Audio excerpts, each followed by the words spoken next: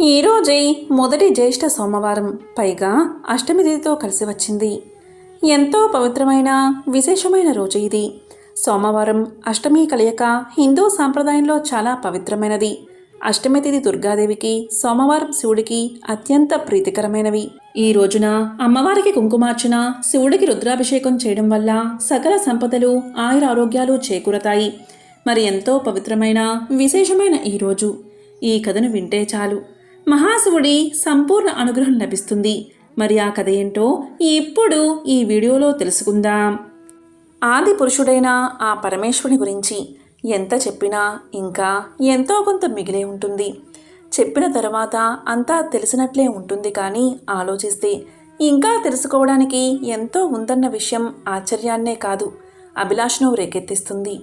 సనాతనుడు, సనూతనుడు, సదాచారుడు అయిన సర్వేశ్వరుని లీలలు చాలా విచిత్రమైనవి. మహాశివుని లీలలు ఎవరికీ అంత తేలిగ్గా అర్థం కావు. ఆయన గురించి తెలుసుకోవడం అంటే ఒక రకంగా సృష్టి గురించి తెలుసుకోవడమే అవుతుంది. ఎందుకంటే సృష్టే ఆయన, ఆయనే సృష్టి. ఒకసారి మార్కండేయుడు అనే గొప్ప శివభక్తుడు శివుని గురించి పూర్తిగా తెలుసుకోవాలి అన్న అభిలాషతో బ్రహ్మలోకానికి వెళ్ళి వాణి విరించులకు భక్తితో నమస్కారం చేసి ఇలా పలికాడు: విధాత, నాకు పరమేశ్వరుని గురించి, ఆయన మహత్యం గురించి కూలంకషంగా తెలుసుకోవాలని ఉంది, తెలియజేసి ధన్యుణ్ణి చేయమంటూ ప్రార్థించాడు. అందుకు బ్రహ్మ: నాయనా, శివుడి గురించి తెలుసుకోవాలి అంటే నాకంటే బాగా కేశవుడికే తెలుసు, కాబట్టి నీవు వైకుంఠానికి వెళ్ళి నారాయణ్ణి అర్థించు అని చెప్పాడు బ్రహ్మ. ఇక బ్రహ్మ మాటలు విని మార్కండేయుడు సరాసరి వైకుంఠం చేరుకున్నాడు. అక్కడ శేషతల్పంపై లక్ష్మీదేవి పాదాలు వత్తుతూ ఉండగా శయన రూపంలో ఉన్న శ్రీ మహావిష్ణువును చూసి చేతులు జోడించి వివిధ రకాలుగా ప్రార్థనలు చేశాడు మార్కండేయుడు. ఆ స్తోత్రానికి పరవశుడై మహావిష్ణువు ఇలా పలికాడు: మార్కండేయ, నీవు వచ్చిన పని చాలా విశిష్టమైనది. పరమేశ్వరుని గురించి తెలుసుకోవాలి అనే అభిలాష, ఉత్సుకత, సంకల్పం ఎంతో ఉన్నతం. అయితే మహాశివుని ఆశాంతం తెలిసిన వారు ఎవరూ లేరు. కాబట్టి నీవు పరమేశ్వరుని దగ్గరకు వెళ్ళి ఆయన గురించి తెలుసుకోవాలి అన్న నీ సంకల్పాన్ని వ్యక్తం చెయ్యి.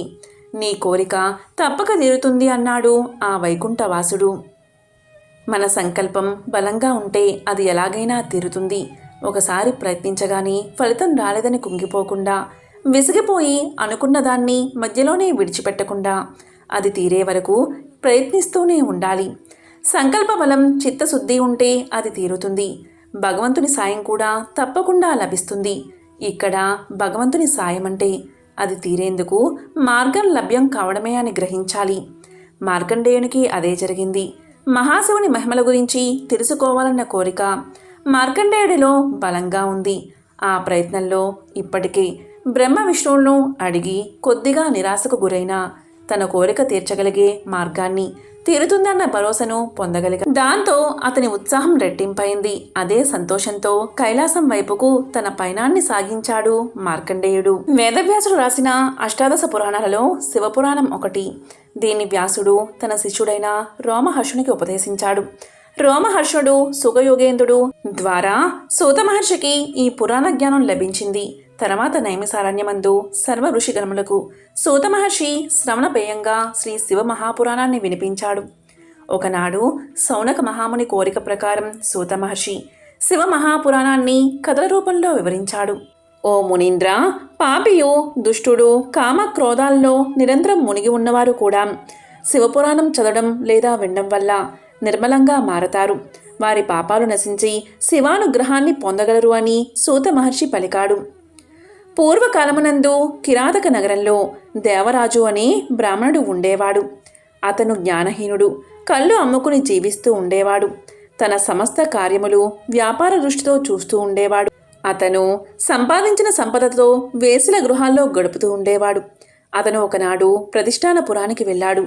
ఆ పురంలో ఒక శివాలయం ఉంది. ఆలయంలో గల ధర్మసత్రం నందు దేవరాజు విశ్రాంతి కోసం బస చేశాడు.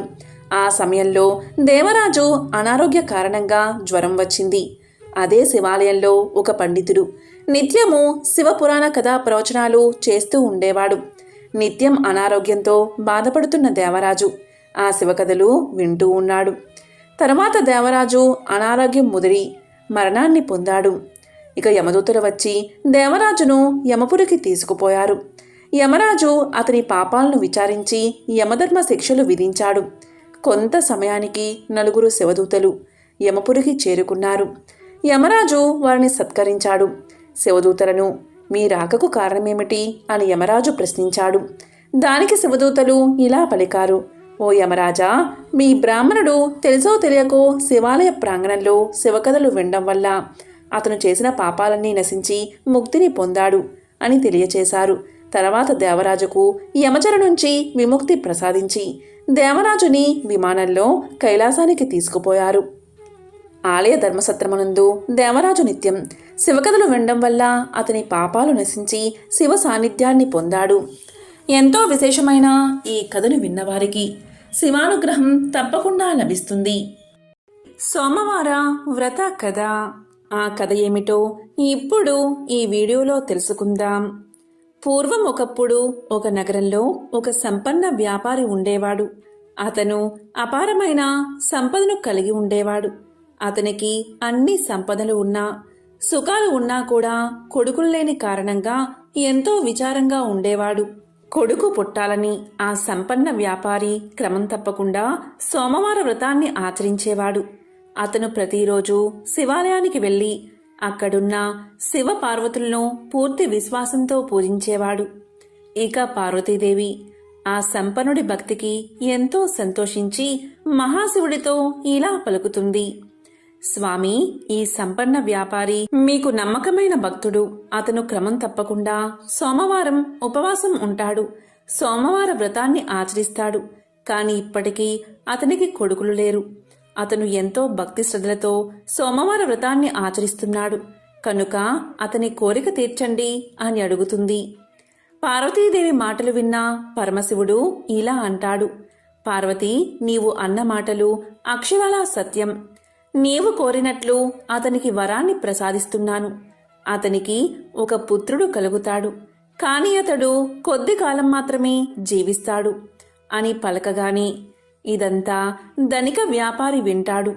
ఇలా పార్వతీ పరమేశ్వరులు మాట్లాడుకోవడం, సోమవార వ్రత ఫలితం వల్ల వారి మాటలు ఈ ధనిక వ్యాపారికి వినబడతాయి.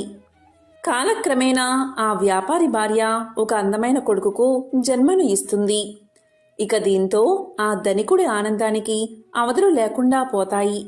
అతను కొడుకు పుట్టినందుకు గాను గొప్ప ఆడంబరంగా అందరికీ తెలిసేలా పండుగలు జరుపుకుంటాడు. ఆ రోజు పేదలకు అన్నదానం, బట్టలు మరియు ధనాన్ని పంచిపెడతాడు.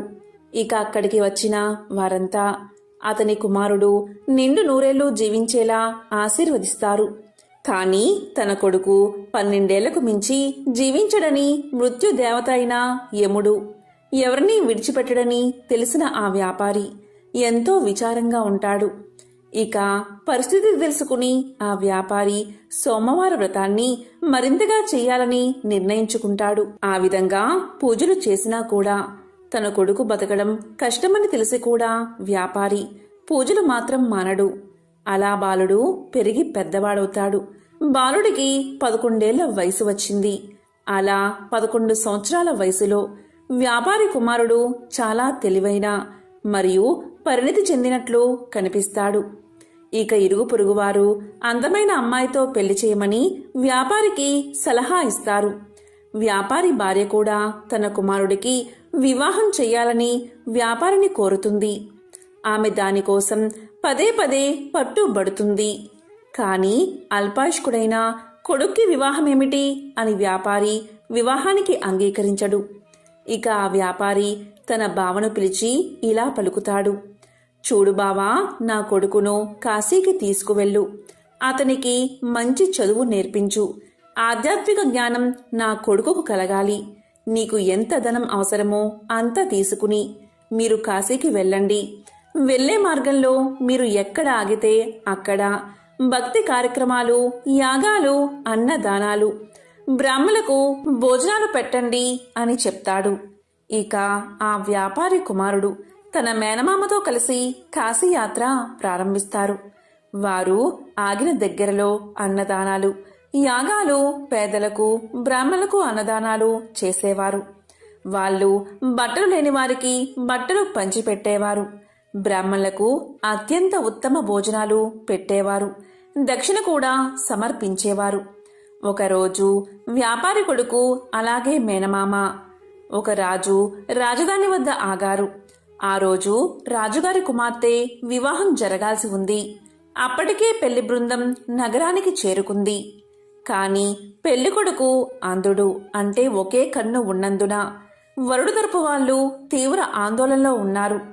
అతని స్థానంలో అందమైన అబ్బాయి కోసం వరుడి తండ్రి వెతుకుతున్నాడు. తన మేనమామతో కలిసి బస చేస్తున్న వ్యాపారి కుమారుణ్ణి వరుడి తండ్రి మనుషులు గుర్తించారు. పెళ్లికొడుకు తండ్రి ధనవంతుడు. అతను బాలుడు మేనమామతో ఇలా పలికాడు: నా ప్రతిష్ట ప్రమాదంలో పడింది. నా ఒంటి కన్ను కొడుకు స్థానంలో అందమైన పెళ్లికొడుకు నాకు కావాలి. మీవాడు రాజకుమార్తెను తాత్కాలిక వివాహం చేసుకోవాలి. దీనికి అంగీకరిస్తే నేను తగినంత ధనాన్ని మీకు ఇస్తాను. వివాహ వేడుక ముగిసిన వెంటనే మీ దారిన మీరు వెళ్ళిపోవాలి అని పలికాడు. ఇక మేనమామ తాత్కాలిక వివాహానికి అంగీకరించాడు. అలాగే తన మేనల్లుణ్ణి ఒప్పించాడు. పెళ్లి ఊరేగింపులో తలపై కవాతుతో అందమైన వరుణ్ణి చూసిన వధువు తరపు వాళ్ళు ఎంతో గొప్పగా చెప్పుకున్నారు. వ్యాపారి కుమారుడు మరియు రాజకుమార్తె అగ్నిగుండం చుట్టూ తిరిగి వివాహం చేసుకున్నారు. వారు బయలుదేరే సమయంలో వ్యాపారి కొడుకు తన వధువు కండువాను తీసుకుని దానిపై ఇలా రాశాడు: ఇప్పుడు మనం భార్యాభర్తలం. నేను రాజు కొడుకును కాదు. నేను ఒక ధనిక వ్యాపారి కొడుకుని. నేను ఆధ్యాత్మిక విద్య కోసం కాశీకి వెళ్తున్నాను. నీ నిజమైన వరుడు గుడ్డివాడు. అతనికి ఒక కన్ను లేదు అని రాశాడు. కండువాపై ఏదో సందేశం రాయడం రాజకుమార్తె గమనించింది. కాని ఆ సమయంలో ఆమె దాన్ని చదవలేకపోయింది. పెళ్లి బృందం బయలుదేరబోతున్నప్పుడు వధువు ఆ సందేశాన్ని చదివింది. అసలు విషయం తెలిసి కంగు తిన్నది. అప్పటికే ఆ వ్యాపారి కొడుకు వెళ్లిపోయాడు. ఒంటి కన్ను పెళ్లికొడుకుతో పాటు వెళ్లేందుకు రాజకుమార్తె నిరాకరించింది. ఇక పెళ్లి బృందం వధువు లేకుండానే తిరిగి తమ రాజ్యానికి వెళ్లిపోయింది. ఇక వ్యాపారి కొడుకు కాశీకి చేరుకుని ఆధ్యాత్మిక అధ్యయనానికి పూర్తిగా అంకితమయ్యాడు. అతని మేనమామ శివుడి పేరు మీద భక్తి కార్యక్రమాలు ఏర్పాటు చేసి తన సోదరి కుమారుడి శ్రేయస్సు కోసం ప్రతిరోజు విరాళాలు ఇచ్చేవాడు. ఇలా ఉండగా అతనికి 12 వచ్చాయి. 12వ సంవత్సరం చివరి రోజున వ్యాపారి కుమారుడికి ఛాతిలో నొప్పి పుట్టింది. అతని మేనమామ అతని దినచర్య ప్రకారం దానాలు విరాళాలు ఇచ్చి గదిలోకి వెళ్లి చూడగా బాలుడు శవమై కనిపించాడు. అది చూసి మేనమామ శోకంతో ఏడ్చాడు. కాని బ్రాహ్మణులు శవ ఇంట్లో భోజనం చెయ్యరు కాబట్టి తాను బయటపడితే అన్నదానం వృధా అవుతుందని మౌనంగా ఉండి అన్నదానాన్ని జరిపించాడు. ఇక అన్నదానం అయిపోయాక అందరూ వెళ్లిపోయాక బిగ్గరగా ఏడవడం మొదలుపెట్టాడు. చాలామంది ఆయన చుట్టూ చేరారు. అదృష్టం కొద్దీ శివుడు పార్వతీదేవి కూడా ఆ ఇంటి బయటగా వెళ్తున్నారు. ఆ రోద విని పార్వతి యొక్క మనసు కరిగిపోయింది. ఆమె శివుడితో ఇలా పలుకుతుంది: స్వామి, యముణ్ణి ఆ బాలుడి ప్రాణాలు తిరిగి ఇవ్వమని అడగండి. యముడు ఎప్పుడూ మీ ఆజ్ఞపైనే నడుస్తాడు కదా. దయచేసి ఆ బాలుని రక్షించండి. మీరు సమస్త ప్రాణులకు రక్షకుడు అని పార్వతీదేవి వేడుకుంది. పార్వతీదేవి మాటలు విన్న శివుడు తన కుటుంబానికి తన పట్ల ఉన్న భక్తి కారణంగా ఆ బాలుణ్ణి బతికించడానికి అంగీకరిస్తాడు. అలా మహాశివుడు పవిత్ర గంగానదిలో ప్రవహించే నీటిని చేతిలోకి తీసుకుని మృతదేహంపై చల్లుతాడు. అలా గంగానది యొక్క నీళ్లు చల్లగానే ఆ బాలుడు నిద్రలోంచి లేచినట్లుగా లేచి కూర్చుంటాడు. దీంతో మేనమామ ఎంతో సంతోషిస్తాడు. ఇక ధనికుని కుమారుడు ఆధ్యాత్మిక విద్య ముగిసాగా ఇంటికి తిరుగు ప్రయాణం కడతాడు. అలా మేనమామ మేనల్లు కలిసి తిరుగు ప్రయాణంలో మళ్లీ ఆగిన దగ్గరల్లా అన్నదానాలు, వస్త్రదానాలు, యాగాలు చేస్తారు. అలా వారు అబ్బాయి వివాహం చేసుకున్న నగరానికి చేరుకుంటారు. ఇక ఆ దేశపు రాజు యువరాణి వెంటనే ఆ బాలుణ్ణి గుర్తిస్తారు. ఇక రాజు ఆ బాలుణ్ణి తన రాజ్యానికి తీసుకుపోయి ఒక శుభదినాన తన కుమార్తెను అతని వెంట పంపిస్తాడు. ఎంతో ధనాన్ని కూడా ఇస్తాడు. ఇక వ్యాపారి కుమారుడు తన వధువుతో సహా తన నగరానికి చేరుకుంటాడు. కొడుకు చనిపోతే ఆత్మహత్య చేసుకోవాలని భవనంపైకి ఎక్కుతారు వ్యాపారి దంపతులు. తర్వాత తల్లిదండ్రులు జరిగిందంతా తన కుమారుడి ద్వారా తెలుసుకుని తన కుమారుణ్ణి బతికించినందుకు మహాశివుణ్ణి పరిపరి విధాలా స్తుతిస్తారు. ఇక అదే రోజు రాత్రి శివుడు మరోసారి వ్యాపారవేత్త కల్లో కనిపించి ఇలా పలుకుతాడు, సోమవారం నాడు నీవు చేసిన వ్రతానికి ఫలితమే ఇది. అందుకే నీ కుమారుణ్ణి నిండు నూరేళ్లు బతికేలా వరాన్ని ప్రసాదించాను అని పలుకుతాడు మహాశివుడు. దీంతో వ్యాపారి ఎంతో సంతోషిస్తాడు. అలా వారు కలకాలం ఆనందంగా జీవిస్తారు. ఎంతో విశేషమైన పవిత్రమైన ఈ కథను ఎవరైతే ఈ రోజు వింటారో, లేక చదువుతారో, లేక చెప్తారో, లేక వినిపిస్తారో వారి జన్మల పాపాలు తొలగి కోటి జన్మల పుణ్యం వస్తుంది. తిరుగులేని రాజయోగం పడుతుంది. ఇక వారింట్లో అన్నీ శుభాలే కలుగుతాయి. మహాశివుడి విశేషతను తెలిపే మరొక కథను ఇప్పుడు తెలుసుకుందాం. పూర్వకాలంలో ఒకానొక గ్రామంలో ఒక నిరుపేద కుటుంబం ఉండేది. ఆ పేద దంపతులకు 2 కుమార్తెలు, 1 కుమారుడు ఉన్నారు. వారి కుటుంబం జరుగుబాటు కూడా చాలా దుర్భరంగా ఉండడం వల్ల పెద్దవాళ్లైన 2 కుమార్తెలు అడవికి వెళ్లి కట్టెలు ఏరుకుని వచ్చి వాటిని గ్రామంలో అమ్మి కుటుంబ పోషణ కొనసాగిస్తూ ఉండేవారు. ఇలా కాలం గడుస్తూ ఉండగా ఒకనాడు ఆ అక్కా చెల్లెళ్ళు పుల్లలు ఏరుకుని గ్రామానికి వస్తూ ఉండగా పొలిమేరలోని ఒక ఇంట్లో ఏదో పూజ చేయడం చూసి ప్రసాదం తెచ్చుకోవాలని అక్కడకు వెళ్తారు. అక్కడ జరిగే పూజా కార్యక్రమం చూసి ముచ్చటపడి ఆ అమ్మాయిలిద్దరూ పూజ గురించి, చేసే విధానం గురించి ఇంటి యజమాన్ని అడిగి తెలుసుకుంటారు. ఇక ప్రసాదం తీసుకుని ఇంటికి వెళుతున్న వాళ్లకు ఆ పూజ తాము కూడా చేసుకోవాలన్న ఆశ కలుగుతుంది. ఒక చెట్టు మొదట తమ గంపలు దింపి అక్కడ శుభ్రం చేసి మర్రి ఆకులు, మర్రిపళ్ళు, పత్రి పోగు చేసుకుని వచ్చి నువ్వే మా దేవుడివి అని అక్కడ గల ఒక రాతిని ఆ చెట్టు మొదట్లో పెట్టి పూజ చేసి, స్వామి ఇవే తమలపాకులు, ఇవే వక్కలు, ఇవే పళ్ళు అని మర్రి ఆకులను, మర్రి పళ్ళను, మర్రి ఊడలను పెడతారు. ఇవే తోరాలు అనుకోమని మర్రి ఊడలను స్వామి ముందు పెట్టి భక్తితో పూజ చేస్తారు ఆ అక్కా చెల్లెళ్ళు. తరువాత వారు ఇంటికి బయలుదేరుతూ తమ తమ గంపలను నెత్తిని ఎత్తుకోబోగా వాటిలోని పుల్లలన్నీ బంగారు పుల్లలుగా మారిపోతాయి. వారు ఆనందంతో ఇంటికి వెళ్లి తల్లిదండ్రులకు జరిగిందంతా చెప్తారు. ఆ పుల్లలు అమ్ముకుని శ్రీమంతులు అయిపోతారు. సిరి సంపదలు పెరిగిన ఆ సుందరాంగులను తూర్పు నుంచి ఒక మహారాజు వచ్చి, పెద్దామెను పడమర నుంచి ఒక మహారాజు వచ్చి చిన్నామెను వివాహం చేసుకుంటారు. ఆ అక్కా చెల్లెలిద్దరూ వారి వారి రాజ్యాలకు వెళుతూ భక్తి శ్రద్ధలతో ప్రతి సంవత్సరం కార్తీక మాసంలో ఈ నోము నోచుకోమని చెప్పి వెళ్తారు. వారిద్దరూ ఆ ప్రకారం తమ రాజ్యాలలో నోము నోచుకుంటూ కాలం గడుపుతూ ఉంటారు. ఇక కుమారుడు పెరిగి పెద్దవాడవుతాడు. ఇక తల్లి కార్తీక నోమును భారీగా చెయ్యాలని సంకల్పం చేసుకుంటుంది. ఇక పాత తోరాలు తీసి పెరట్లో కాకరపాదు మీద విసిరేస్తుంది. వాటి స్థానంలో బంగారు తోరణాలు చేస్తుంది. నవకాయ పిండి వంటలతో గారెలు, బూరెలు, వీటితో భోజనాలు ఏర్పాటు చేస్తుంది. ఇక గ్రామస్తులంతా తల్లి కొడుకులను ఎంతగానో ప్రశంసిస్తారు. ఇక తోరాన్ని ఎప్పుడైతే ఆమె కాకర పాదు మీద విసిరేసిందో అప్పట్నుంచి ఆ మహాశివుడి కరుణ మందగిస్తుంది. ఏడాదికేడాదికి వారి సిరి సంపదలు తొలగి పేదరికం దాపరిస్తుంది. తినడానికి తిండిలేని దుస్థితి కలుగుతుంది. ఏ పని చెయ్యాలన్నా జరగకపోగా కష్టాలు ఎదురవుతాయి. ఆ తోరం ఎప్పుడైతే కాకర పాదు మీద విసిరేసిందో ఆ కాకరకాయల్లో బంగారం నిండుకుంటుంది. కాని ఇంట్లో వారు అది గ్రహించరు. ఒకసారి తల్లి పెరట్లో ఇరగకాసిన కాకర పాదును చూసి కొన్ని కాయలు కోసి కొడుకు ఇచ్చి అంగడికి వెళ్లి చారెడు నూకలు, పప్పు, ఉప్పు తీసుకురమ్మని పంపిస్తుంది. కొడుకు అవి తీసుకువెళ్లి షావుకారు అంగడి ముందు నిల్చుంటాడు. ఎంతసేపటికి ఆ షావుకారు కొడుకుని చూడడు. తరువాత షావుకారు అతన్ని చూసి ఏమిటి తీసుకొచ్చావు అని ప్రశ్నిస్తాడు.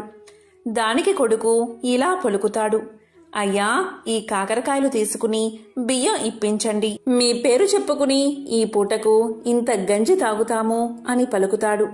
దానికి షావుకారు ఇలా అంటాడు, అలానా, మీకు దారపోయడానికి మాకు ఊరికే వచ్చినా సిరి సంపదలు ఏమీ లేవు, వెళ్ళిపో అని కసురుకుంటాడు.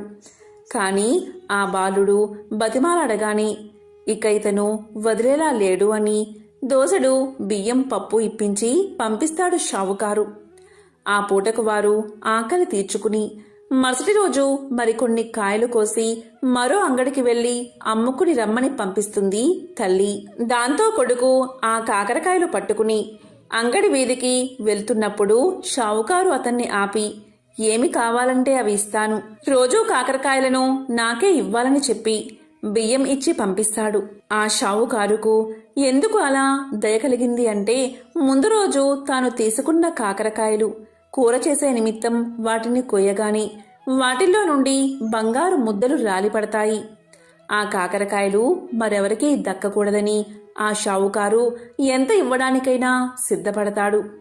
అలా రోజూ కుర్రవాడి దగ్గర కాకరకాయలు కొంటూ ఉండేవాడు షావుకారు. ఇలా ఉండగా కొన్ని రోజులకు ఆ చెట్టుకున్న కాకరకాయలు అయిపోయాయి. ఆ షావుకారు చిల్లి గవ్వ కూడా ఇవ్వడం మానేశాడు. ఇక చేసేది లేక తల్లి తన కుమారుణ్ణి ప్రయాణం చేసి తూర్పున ఉన్న పెద్ద అక్క దగ్గరకు పంపుతుంది. మన కష్టసుఖాలు ఆమెకు చెప్పి ఏమైనా సహాయాన్ని అడగమంటుంది. దాంతో కొడుకు అక్కగారింటికి చేరుకుని నౌకర్లు లోపలికి వెళ్లనివ్వకపోతే అక్కడే ఉండగా తల ఆరబోసుకోవడానికి మేడ మీదకు వచ్చిన అక్కగారు తమ్ముణ్ణి చూసి లోపలికి తీసుకువెళ్తుంది. అక్కగారికి ఇంటి పరిస్థితులన్నీ తెలియజేస్తాడు తమ్ముడు. దాంతో అక్కగారు ఒక గుమ్మడికాయను తొలిపించి అందులో వరహాలు పోసి తమ్ముడి చేతికి ఇచ్చి దానిని అమ్మకు ఇవ్వవలసిందిగా చెప్పి పంపుతుంది. అలా తిరిగి వస్తూ తమ్ముడు అక్కగారి ఇచ్చిన సద్ది తినాలని ఆ గుమ్మడికాయను నేల మీద పెట్టి చద్దన్నం తింటూ ఉంటాడు. అంతలో ఎక్కడ్నుంచో ఒక పెద్ద గద్దె వచ్చి ఆ గుమ్మడికాయను తన్నుకుపోతుంది. చేసేది లేక ఒత్తి చేతులతో ఇంటికి వెళ్లడం ఇష్టం లేక పడమర ఉన్న చిన్న అక్కగారి ఇంటికి వద్దకు వెళ్తాడు తమ్ముడు. అక్కడ చిన్నక్క నౌకరి వాళ్ళ వల్ల తమ్ముడి రాక గురించి విని బయటకు వచ్చి తమ్ముణ్ణి లోపలికి తీసుకువెళ్తుంది. కష్టసుఖాలు అడిగి తెలుసుకుంటుంది. వెంటనే ఆమె ఒక చెప్పుల జతలో వరహాలు పెట్టి కుట్టించి దాన్ని ఎక్కడా విడవక తిన్నగా ఇంటికి వెళ్ళమని చెప్పి పంపుతుంది. ఆ అక్క ఏమీ ఇవ్వలేదు, ఈ అక్క ఏమీ ఇవ్వలేదు అని బాధపడుతూ ఇంటికి బయలుదేరతాడు కొడుకు. ఎండ తీవ్రతకు అతనికి బాగా దాహం వేస్తుంది. వెంటనే అతను కొంచెం మొహం కడుక్కుని మంచినీళ్లు తాగాలని నిర్ణయించుకుంటాడు. అక్కగారు ఆ చెప్పుల జతను ఎక్కడా విడవద్దని చెప్పడం వల్ల చెప్పులతోనే చెరువులోకి దిగుతాడు అతను. కాని ఆ బురదలో చెప్పులు కూరుకుపోయి ఎంత వెతికినా దొరకవు. ఈ సంగతంతా చెప్పి పెద్దక్కగారిని సహాయం అడగాలని తిరిగి ఆమె వద్దకు వెళ్తాడు తమ్ముడు. అది కార్తీక మాసం అవడం వల్ల నోము నోచుకుంటూ ఉంటుంది పెద్దక్కగారు. తమ్ముడు ఇంటికి రాగానే తమ్ముడు జరిగిందంతా చెప్పగానే ఆ నోమును కూడా అతని చేత నోయిస్తుంది. ఆడంబరం కాదు ముఖ్యం, భక్తే ముఖ్యమని చెప్పి ఇంటికి వెళ్లి తన తల్లిని కూడా నోము నోయించేలా చెయ్యమని తమ్ముడుకు చెప్పి కొంత ధనాన్ని ఇచ్చి పంపుతుంది. అలా తమ్ముడు నోము తన పెద్దక్కగారి ఇంట్లో నోచుకుని ఇంటికి తిరిగి వస్తూ ఉండగా గుమ్మడికాయ పండు అలాగే తాను ఇంతకు ముందు విడిచిపెట్టిన చెప్పులు కూడా కనిపిస్తాయి. వెంటనే అతను ఎంతో సంతోషంతో ఆ రెండిటినీ తీసుకుని తన ఇంటికి చేరుకుని తల్లికి జరిగిందంతా చెప్పి భక్తి శ్రద్ధలతో నోమును నోచుకునేలా చేస్తాడు. వెంటనే వారు చెప్పుల జతలో ఉన్న బంగారు నాణాలు చూస్తారు. అలాగే గుమ్మడికాయలో ఉన్న నాణాలు కూడా చూస్తారు. అలా వారు క్రమంగా తిరిగి ఊపందుకుని తిరిగి పూర్వ వైభవంతో జీవిస్తారు. చాలా కాలం క్రితం ఒక అరణ్యానికి సమీపంలో ఒక పేద కుటుంబం నివసిస్తూ ఉండేది. భార్యాభర్త ఇద్దరు కొడుకులు ఎంతగా శ్రమపడి ఒళ్ళు విరుచుకున్నా కడుపు నిండా తిండి ఉండేది కాదు. అలాగే బట్టలు కూడా లేక చిరిగినవి తొడుక్కుంటూ కాలం గడుపుతూ ఉండేవారు. ఇక వారి పెద్ద కొడుకు, చీ, ఈ బతుకు బతికేనా, ఈ విధంగా ఉండే కన్నా తిరిగి అడుక్కోవడం మేలు అనుకుంటూ తెల్లవారుతుండగా బయలుదేరి చీకటి పడేదాకా నడిచి ఒక రాజభవనం చేరుకున్నాడు. ఆ భవనం ముందు మెట్ల దగ్గర నిలబడి ఉన్న రాజు అతన్ని చూసి ఇలా పలికాడు. ఎవరు నీవు, ఎక్కడికి నీ ప్రయాణం అని అడిగాడు. దానికి పేదవాడి పెద్ద కొడుకు ఇలా పలికాడు. మహారాజా, ఒక చోటనే లేదు, ఎక్కడ పొట్టగడిస్తే అక్కడికే నా ప్రయాణమని సమాధానం చెప్పాడు. దానితో రాజు ఇలా అన్నాడు. అయితే నీకు పని కావాలన్నమాట. నా 7 గుర్రాలను కాస్తావా? నీకు వేరే జీతం ఇవ్వను. రోజంతా గుర్రాల వెంట తిరిగి సాయంకాలం ఇంటికి వచ్చి గుర్రాలు ఏం తిన్నది, ఏం తాగుతున్నది నాకు చెప్పాలి. నిజం చెప్పావంటే నీకు నా కూతుర్నిచ్చి పెళ్లి చేస్తాను, అబద్ధం ఆడావంటే చావగొట్టి పంపిస్తాను అని రాజు అన్నాడు. ఇక పేదవాడి పెద్ద కొడుకు ఇదేమంత పెద్ద పని కాదు అనుకుని అప్పటికప్పుడే రాజుగారికి అల్లుడు అయిపోయినట్లుగా ఆనందపడ్డాడు. ఇక రాజుతో ఇలా అన్నాడు. మహారాజా, మీ గుర్రాలను కాయడానికి నన్ను పెట్టుకోండి అని చెప్పాడు. మర్నాడు తెల్లవారుతూ ఉండగా గుర్రపు సాలకు వెళ్లాడు పేదవాడి పెద్ద కొడుకు. ఆ గుర్రాలు తెల్లగా అందంగా ఉన్నాయి. అక్కడ 7 గుర్రాలను వదిలిపెట్టగాని అవి బయటకు వస్తూనే శరవేగంతో బెడ్లకేసి పరిగెత్తసాగాయి. పేదవాడి పెద్ద కొడుకు సత్తువ కొద్దీ వాటి వెనుక పరిగెత్తసాగాడు. గుర్రాలు ఎక్కడా ఆగకుండా కొండల పక్కగా పరిగెత్తసాగాయి. పోయిన కొద్దీ వాటి వేగం పెరుగుతుందే కాని ఏమాత్రం తగ్గడం లేదు. ఎక్కడ చూసినా బోరెడంతా పచ్చగడ్డి ఉన్నా కూడా అవి మేయడానికి ఆగట్లేదు. కొండల దాకా వచ్చేసరికి పేదవాడి పెద్ద కొడుకు ఇక పరిగెత్తలేకపోయాడు. అతని శరీరమంతా చెమటతో తడిసిపోయింది. ఆయాసం వచ్చింది. కాళ్ళు తడబడుతున్నాయి. కొండ కింద ఒక గుడిసెలో కూర్చుని రాట్నం తిప్పుతున్న ఒక వృద్ధురాలు ఇలా పలికింది. రాబాబూ, ఇలా రా, నీ చెమట తుడుస్తాను అని ప్రేమగా ఆహ్వానించింది. అతను ఆశ్చర్యపడుతూ వృద్ధురాలకేసి చూసి గుర్రాల కోసం చూసే లోపుగా అవి ఎటో వెళ్లిపోయాయి. ఇక వాటిని అందుకునే ఆశలేదని నిశ్చయించుకుని పేదవాడి పెద్ద కొడుకు వృద్ధురాలి గుడిసెలోకి ప్రవేశించాడు.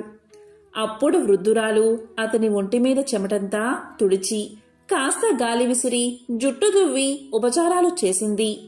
కాస్త విశ్రాంతి పొందిన తర్వాత అతను లేచి నిలబడి, ఇక మా ఇంటికి పోతాను. రాజుగారి దగ్గరకు వెళ్లడం వృధా. వెళ్తే రాజుగారు గుర్రాలు ఏం తిన్నాయి, ఏం తాగాయి అని నన్ను అడుగుతారు. చెప్పలేకపోతే చావగొట్టి పంపిస్తారు. ఇంతోటి దానికి అక్కడకు వెళ్లడం దేనికి అని పలికాడు. ఆ మాటలకు వృద్ధురాలు, ఈ మాత్రానికే భయపడతావేంటి బాబూ? ఎక్కడైనా గుర్రాలు గడ్డి తిని నీళ్లు తాగుతాయి. రాజుగారితో ఆ మాటే చెప్పు అని సలహా ఇచ్చింది వృద్ధురాలు. ఇక సాయంకాలం అయ్యాక గుర్రాలు తిరిగి వచ్చేదాకా పేదవాడి పెద్ద కొడుకు వృద్ధురాలి గుడిసెలోనే ఉండి వాటి వెనకాలే రాజభవనానికి చేరుకున్నాడు. వారిని చూస్తూనే రాజు ఇలా పలికాడు. గుర్రాలను జాగ్రత్తగా కాచావా? అవి ఏం తిన్నాయి, ఏం తాగాయి అని అడిగాడు. దానికి పేదవాడి పెద్ద కొడుకు ఇలా చెప్పాడు. మహారాజా, గుర్రాలు గడ్డి తిని నీళ్లు తాగాయని చెప్పాడు. ఇక రాజు వాడిని పట్టుకుని చావబాది కొట్టి పంపించండి అని కోపంగా భటులను ఆజ్ఞాపించాడు. వృద్ధురాలి సలహా విన్నందుకు ఉళ్లంతా ఊనం చేయించుకుని పేదవాడి పెద్ద కొడుకు సగం ప్రాణంతో ఇంటికి చేరుకున్నాడు. ఇక పెద్ద కొడుకు తిరిగి రాగాని చిన్న కొడుకు తన పొట్ట తాను పోసుకుంటానని ఇంటి నుంచి బయలుదేరాడు. అతను కూడా ఒక రోజంతా నడిచి చీకటి పడే వేళకు రాజభవనం చేరుకున్నాడు. రాజు తన గుర్రాలు కాయమని అవి ఏం తిన్నాయో ఏం తాగాయో చెప్పమని నిజం చెప్తే తన కూతుర్నిచ్చి పెళ్లి చేస్తానని, అబద్ధం చెప్తే చావగొట్టి పంపిస్తానని చెప్పాడు. అందుకు పేదవాడి చిన్న కొడుకు కూడా సిద్ధపడ్డాడు. మర్నాడు తెల్లవారుతూ ఉండగానే గుర్రాలను వదిలారు. అవి పరిగెత్తసాగాయి. చిన్నవాడు వాటికంటే ముందే పరిగెత్తుతూ, రండి, నాతో కలిసి పరిగెత్తండి అని వాటిని ఆహ్వానించాడు. గుర్రాలు కొండ ప్రాంతానికి చేరేసరికి చిన్నవాడు పరిగెత్తుతూనే ఉన్నాడు. అతనికి పరిగెత్తడం వల్ల చెమటలు కారుతున్నాయి. కానీ పరుగు మాత్రం మానలేదు. ఇంతలో గుడిసెలో ఉన్న వృద్ధురాలు, రా బాబూ, రా, చెమట తుడుస్తాను అని ఆహ్వానించింది. దానికి చిన్నవాడు, నేను నీకు చిక్కితేనే కదా అని అంటూ గుర్రాలతో సమానంగా పరిగెత్తసాగాడు. కానీ గుర్రాలు ఇక అతన్ని దాటిపోయేటట్లు కనిపించాయి. దీంతో చిన్నవాడు అన్నిటికన్నా వెనుక ఉన్న గుర్రం జూలు పట్టుకుని ఎగురుతూ దాని మీద కూర్చుని ఉన్నాడు. ఆ గుర్రాలు చాలా దూరం పరిగెత్తి ఒక దట్టమైన అరణ్యం మధ్య ఉన్న ఒక దేవాలయ ప్రాకారం వద్దకు వెళ్లి నిల్చున్నాయి. అదే వాటి గమ్యస్థానమని గ్రహించిన చిన్నవాడు తాను ఎక్కిన గుర్రం నుండి కిందకు దిగి ఆలయ ప్రాంగణం వైపు నడిచాడు. గుర్రాలు ఒక్కొక్కటిగా ఆలయ ప్రాంగణంలోకి అడుగు పెట్టగానే అందమైన యువకులుగా మారిపోయాయి. ఈ వింత పరివర్తన చూస్తూనే చిన్నవాడు ఆశ్చర్యపోయాడు. ఆ యువకుల్లో ఒకడు పేదవారి చిన్న కొడుకును దగ్గరకు పిలిచి తమ విషయం ఇలా చెప్పాడు. మేము 7 రాజుగారి కొడుకులం. మా నాన్న నీకిచ్చి పెళ్లి చేస్తానన్నది మా చెల్లెల్నే. దారిలో నిన్ను పిలిచిన ముసలిది మంత్రగత్తె. తన మంత్రశక్తితో మమ్మల్ని ఇలా మాయ చేసింది. దాని మంత్రం ఈ ఆలయ ఆవరణలో అస్సలు పనిచేయదు. అందుచేత పగలు సాధ్యమైనంతసేపు మనుషులుగా ఉంటాం. మనుషులు తినే తిండే తింటాం. మనుషులు తాగే పానీయాలే తాగుతాం. మేమేమి తింటామో ఏమి తాగుతామో నువ్వే చూస్తావు కనుక ఆ సంగతి మా నాన్నకు చెప్పు. అలా చెప్పగానే ఆయన మా చెల్లెల్ని నీకిచ్చి వివాహం చేస్తాడు. ఆ తరువాత నీ వల్ల మాకు ఒక ఉపకారం కావాలి. ఈ గుడి గర్భగుడిలో ఒక కత్తి ఉంది. అది మంత్రపూరితమైన కత్తి.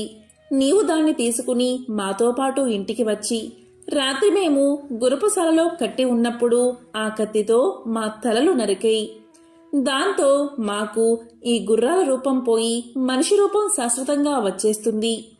ఈ మాటలు చెప్పి పెద్ద రాజకుమారుడు పేదవాడి చిన్న కొడుకును గర్భగుడిలోకి తీసుకుపోయి ఒక మూల ఆనించి ఉన్న కత్తిని చూపించాడు. చిన్నవాడు దానిని 2 చేతులా పట్టుకుని తేలికగా ఎత్తలేకపోయాడు. అది చాలా బరువుగా ఉంది. ఇక రాజుగారి పెద్ద కొడుకు పేదవాడి చిన్న కొడుకుతో ఇలా పలికాడు. గర్భగుడిలో ఒక గంట ఉంది. అందులో ఉంది మంత్రజలం. దాన్ని 3 గుక్కలు తాగమని రాజకుమారుడు పలికాడు. ఇక పేదవాడి చిన్న కొడుకు ఆ నీటిని 3 చుక్కలు తాగి ఒక చేత్తోని కత్తిని పట్టుకుని తేలికగా ఎత్తగలిగాడు. తరువాత రాజకుమారులు ఆ గుడి ఆవరణలోనే వంట చేసుకున్నారు. వంటకు కావలసిన సమస్త పదార్థాలు గుడిలో ఒక పక్కన ఉన్నాయి. రాజకుమారులతో పాటు పేదవాడి చిన్న కొడుకు కూడా భోజనం చేశాడు. సూర్యాస్తమయం కాబోయేదాకా వారంతా గుడిలో విశ్రాంతి తీసుకుని ఇంటికి బయలుదేరారు. గుడి దాటి బయటకు రాగానే రాజకుమారులు యథాప్రకారం గుర్రాలుగా మారిపోయారు. పేదవాడి చిన్న కొడుకు కత్తితో సహా ఒక గుర్రంపైన ఎక్కాడు. అతను గుర్రాలతో తిరిగి వచ్చేటప్పుడు ముసలిది చిన్నవాడిని చూసి కళ్ళల్లో నిప్పులు రాలుస్తూ అతన్ని బెదిరించింది. ఇక పేదవాడి చిన్న కొడుకు రాజుగారి భవనం చేరుకోగానే రాజు ఇలా అన్నాడు. గుర్రాలను సరిగ్గా కాచావా అని అడిగాడు. దానికి పేదవాడి చిన్న కొడుకు, మహారాజా, కాచాను. కాస్తాను అన్నప్పుడు కాయకుండా ఉంటానా అన్నాడు. అయితే ఏం తిన్నాయి, ఏం తాగాయి అని రాజు ప్రశ్నించాడు. దానికి పేదవాడి చిన్న కొడుకు మనుషులు తినే తిండే తిన్నాయి, మంత్రజలం తాగాయి అని సమాధానం చెప్పాడు. దాంతో రాజు సంతోషించి, ఈ మాట చెప్పగలవాడు ఒక్కడు కూడా లేడు కదా, నేను అన్న ప్రకారం నా కూతుర్నిచ్చి నిన్ను అల్లుణ్ణి చేసుకుంటాను అని రాజు అన్నాడు. ఆ రాత్రి అందరూ పడుకున్నాక పేదవాడి చిన్న కొడుకు కత్తి తీసుకుని గుర్రపు శాలలోకి వెళ్ళాడు. కాని గుర్రాల మెడలు నరకాలంటే అతనికి చేతులు రాలేదు. చివరకు సాహసించి ఒక గుర్రం మెడ నరికేశాడు. వెంటనే దాని స్థానంలో ఒక రాజకుమారుడు నిలబడ్డాడు. ఆ తరువాత అతను ధైర్యంగా అన్ని గుర్రాల మెడలు నరికేశాడు. దీంతో 7 రాజకుమారులు మంత్ర విముక్తిని పొందారు. తన కొడుకులు తిరిగి పుట్టినట్లుగా రాజు చాలా సంతోషించాడు. రాజకుమార్తె ఎంతో కాలానికి తన అన్నలను చూసి ఆనంద బాష్పాలు రాల్చింది. ఆమెకు పేదవాడి చిన్న కొడుకుకు పెళ్లి నిశ్చయించారు. చిన్నవాడు తన తల్లిదండ్రులను అన్నను పిలిపించి వారిని కూడా రాజభవనంలో ఉంచాడు. పెళ్లి చాలా వైభవంగా జరిగింది. అటు తర్వాత అందరూ కూడా ఎంతో సుఖంగా జీవించారు. ఎంతో పవిత్రమైన విశేషమైన ఈ రోజు ఈ కథలను విన్నా, చదివినా, చెప్పినా, వినిపించినా జన్మల పాపాలు తొలగి కోటి జన్మల పుణ్యం వస్తుంది.